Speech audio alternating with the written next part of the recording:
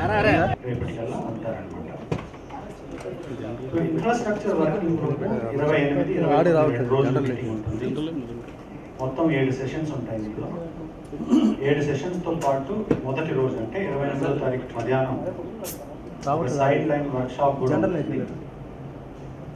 మొత్తం 8 సెషన్స్ అనుకోవచ్చు.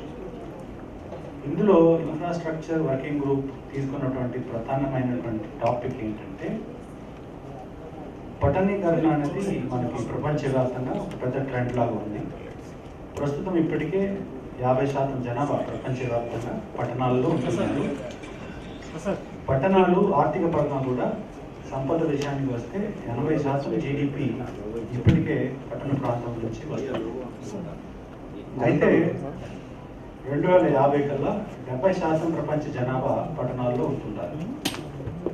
కాబట్టి ఇది ఒక మంచి ఛాలెంజ్, అదేవిధంగా ఒక మంచి అవకాశం కూడా. ఆర్థికంగా 80% జీడిపి పట్టణాల నుంచి వస్తుంది కాబట్టి ఒక అవకాశం కూడా భావించవచ్చు. కానీ ఈ ట్రెండ్కి కావాల్సినటువంటి మౌలిక సదుపాయాలు కల్పించాలంటే ఎంతో పెట్టుబడి అవసరం ఉంటుంది. ప్రపంచవ్యాప్తంగా ప్రతి ప్రభుత్వానికి కూడా ఇది ఒక పెద్ద సవాలుగా ఉంటుంది. కాబట్టి ఈ సవాల్ని ఎదుర్కోవడానికి ఎటువంటి సలహాలు, సూచనలు, అదేవిధంగా స్ట్రాటజీ కావాలనే దాని మీద ప్రధానమైనటువంటి థీమ్ని మన ప్రెసిడెన్సీ ద్వారా భారత ప్రభుత్వము ఈ ప్రెసిడెన్సీ ద్వారా ఎన్నుకోవడం జరిగింది. అందుకే financing cities of tomorrow that are inclusive, sustainable and resilient అనేది పెట్టాం. రేపు సాయంకాలం ఈ వర్క్షాప్స్ అన్ని అయిపోయిన తర్వాత గాలా డిన్నర్ ఉంటుంది. అందులో కల్చరల్ ప్రోగ్రామ్ కూడా ఉంటుంది. తర్వాత 29వ తారీఖు మొత్తం మళ్ళా 4 సెషన్స్ ఉంటాయి, మొత్తం మీటింగ్స్ ఉంటాయి. సో ఇది కోర్ ప్రోగ్రామ్ అనమాట, వర్కింగ్ గ్రూప్ మీటింగ్. మళ్ళీ 30వ తారీఖుకి ఈ G20లో భాగంగానే ఈ G20 కంట్రీస్ నుంచి వచ్చినటువంటి మెంబర్స్కి ఒక ట్రైనింగ్ కార్యక్రమం కూడా ఏర్పాటు చేయడం జరిగింది. దానిలో మనకి కొరియా నుంచి, సింగపూర్ నుంచి నిపుణులు వచ్చి ఆ ప్రోగ్రాంలో పార్టిసిపేట్ చేస్తారు. దాంతోపాటు ఈ G20 మెంబర్స్ కూడా ఒక 4-5 వాళ్ళ దేశాలలో ఏ విధంగా కొన్ని ప్రాజెక్ట్స్ సక్సెస్ఫుల్గా చేశారో అది కూడా ఎక్స్ప్లెయిన్ చేయడం జరుగుతుంది. ఇది 30వ తారీఖు అనమాట. తర్వాత 31వ తారీఖు కూడా ఒక కార్యక్రమం ఉంది. అదేమిటంటే మన దేశవ్యాప్తంగా నుంచి మున్సిపల్ కమిషనర్స్ని ఇక్కడికి ఆహ్వానించాము. ఎవరైతే 30వ తారీఖు వచ్చి ఈ ట్రైనింగ్లో చెప్పడానికి వస్తున్నారో నిపుణులు కొరియా నుంచి, సింగపూర్ నుంచి, వాళ్ళతో పాటు మన దేశంలో ఉన్నటువంటి కొంతమంది మున్సిపల్ కమిషనర్సు, అదేవిధంగా విశాఖపట్నంలో కూడా కొంతమంది స్టూడెంట్స్, తర్వాత యూనివర్సిటీస్, కాలేజెస్, వాళ్ళ వైస్ ఛాన్సలర్స్, ప్రిన్సిపల్, G20 వాళ్ళకి ట్రైనింగ్ ప్రోగ్రామ్ ఉంటుంది. 31వ తారీఖుకి జన్ భాగీదారీ అంటాము. అంటే G20 ఈవెంట్ జరిగినప్పుడు ఆ పట్టణంలో ఉన్న ప్రజలు కానీ, ఆ దేశంలో ఉన్న ప్రజలు కానీ భాగస్వామ్యం తీసుకొని దాని ద్వారా కొంతవరకు నాలెడ్జ్ ఎక్స్చేంజ్, అనుభవాలు పంచుకోవడం కూడా జరగాలన్న ఉద్దేశంతో 31కి ఆ కార్యక్రమం కూడా ఏర్పాటు చేయడం జరిగింది. సో ఇది ప్రధానంగా ఇక్కడ జరగబోయేటువంటి 4 రోజుల program. So if I can switch over to English, welcome to all press friends. The second infrastructure working group meeting is being held in Visakhapatnam on 28th and 29th. In addition to this working group meeting, there will be a G20 training program for the capacity building program for the participants who have come here.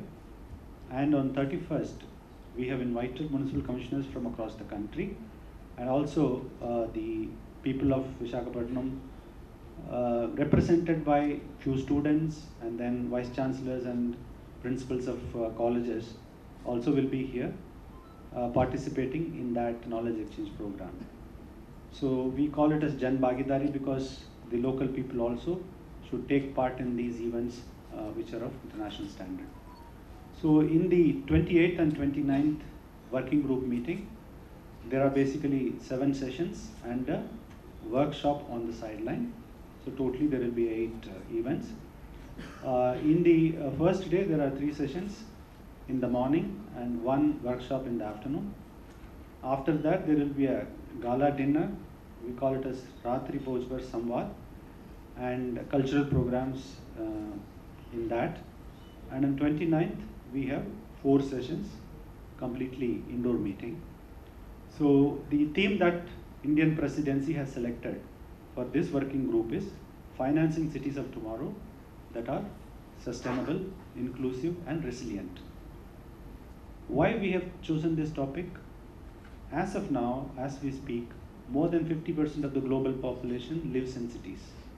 And cities contribute to almost 80% of the global GDP as of now. So this trend is going to increase, it's not going to decrease. So by 2050, it is estimated that more than 70% of the global population will be living in urban areas. So on the one hand, we can feel that it is a tremendous opportunity for economic growth because cities are already contributing to 80% of the GDP. On the other hand, this may also pose certain challenges in terms of certain requirements in terms of infrastructure, housing, climate change, adaptation to climate change, then energy transition, moving from pollution to clean energy. So all these are going to require a lot of investment in the urban centers. So that's why we have chosen financing cities of tomorrow. So this working group will deliberate what are the ways by which we can build a city that is sustainable, inclusive, and resilient, and what is the kind of investment that is required, and what are the various ways that are available for various governments across the world to finance this requirement. So that is in nutshell about the working group and the theme and what is going to happen here for the next 4 days. Thank you. G20 members are there, and then there are few invitee country members. And as I said, there are certain international organizations also, like World Bank, OECD, Asian Development Bank, European Council, all their members are here. Name some of the important personalities from various countries. Members from the finance department as well as members from the Reserve Bank side. So, as far as I know, nobody gets themselves absenting themselves from these meetings. Everybody attends it. So we all have representation for everybody in this meeting. So what is our CM program, sir? The Honorable CM's program as of now is he will join the gala dinner tomorrow. Only now. Yeah. And he will also interact with the delegates here. As of now, we have invited and the minister is supposed to come. If any changes are there, we will let you know. Who are the expected? Pardon? Central government. Yes. Who are the expected? No, the Minister of State, Mr. Rajiv Chandrasekhar, is nominated to come here.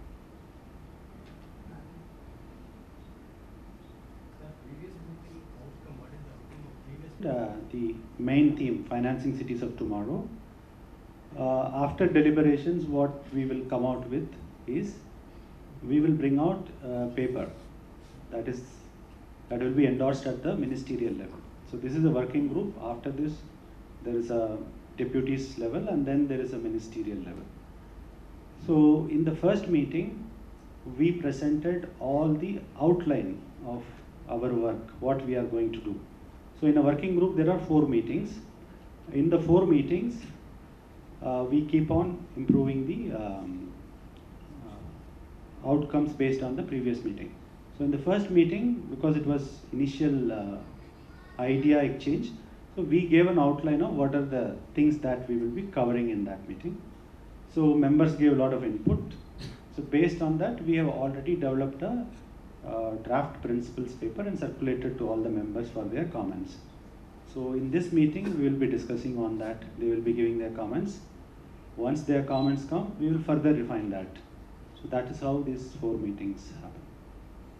Mr. Anakiraz, I am Patnai from Deccan Chronicle. Yeah, please. We're talking about financing urban bodies. So what would be the main sources of finance? Will there be mostly private or This banks? is an excellent question. If we see the current financing pattern across the globe, majority of the funding is coming from the governments, whether it is federal government or state government. We can say almost about 50% it comes in the form of grant from the federal and the state governments. Then the local body itself, the municipality, it generates its own revenue in the form of property tax and then the other things. So that is about 30 to 35%. Depending upon the the stage of development, the private finance in the urban investment is about 15% to 20% in some places, or it is less in other places. It is as low as 5% in many of the countries. So the idea here is, how do we improve the own source of municipalities, because that has to increase. So from various sources, say property tax or any other source of income that they can have. So one idea is to increase the own source of revenue for the municipalities. And the second major idea is to, how do we encourage private financing into urban infrastructure? So if I can give an example, how we can improve the own source, say for example, Surat. What they do, the wastewater they treat and they supply to industries. From that alone, they are getting about 140 crores every year. Now Ghaziabad has followed, Nagpur has followed, our own Visakhapatnam has followed. So Visakhapatnam also has a very ambitious plan to make a lot of money from this. So when you are able to supply to industries, there is a steady revenue coming to you. So when you get a steady revenue, you can easily find bank finance for that kind of projects. So this is one strategy.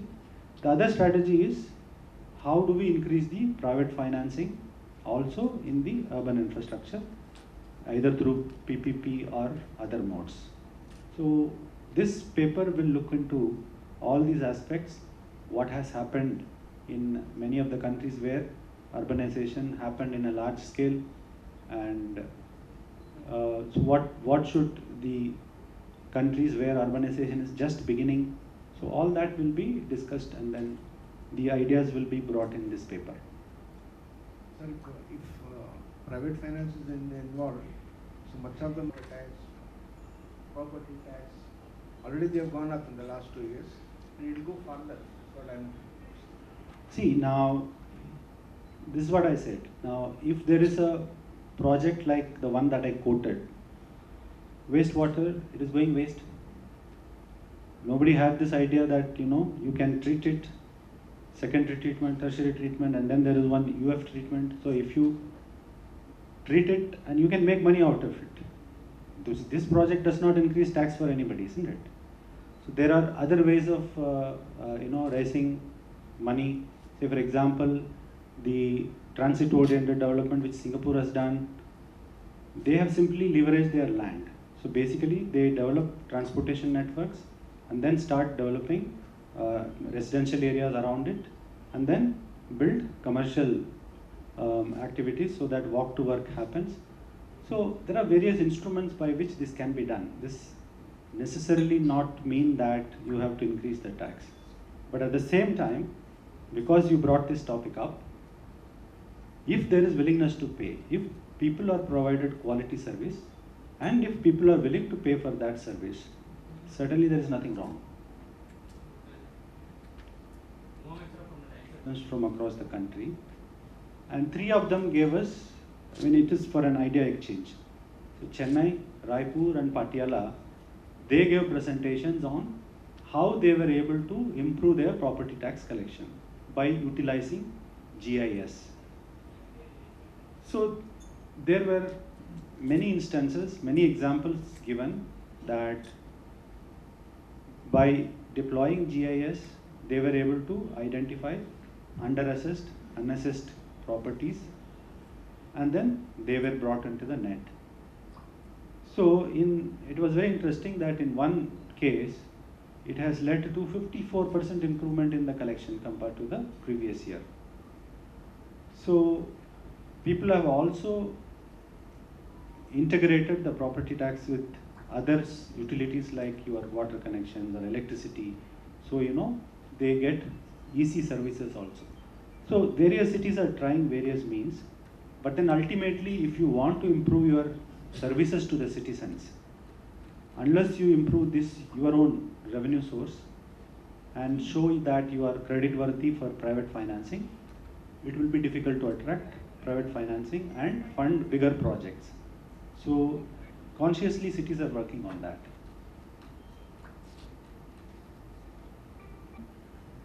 So that is also for G20 members, but so you can't call it as core of this meeting. And 31st is because international experts are coming from Korea and Singapore, we wanted to deliver the same knowledge to our own municipal commissioners and our own students and citizens. So these are all additional programs. Total will be 4 days. But working group meeting is only for 2 days. Media briefings.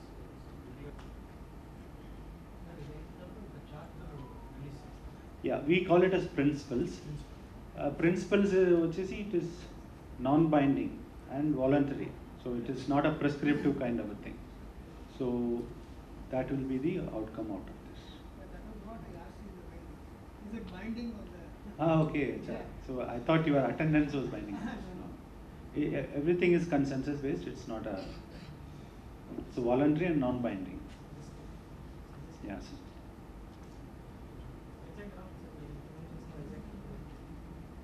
I think after this we can talk to advisor. Let us first finish G20. Any other questions? Tomorrow we have another press conference. That will be a closure press conference. And in between we'll be sharing all the feeds and photographs through PIB. I think you can contact the concerned PIB person. He will be giving you the real-time photographs for the entire event. Thank you.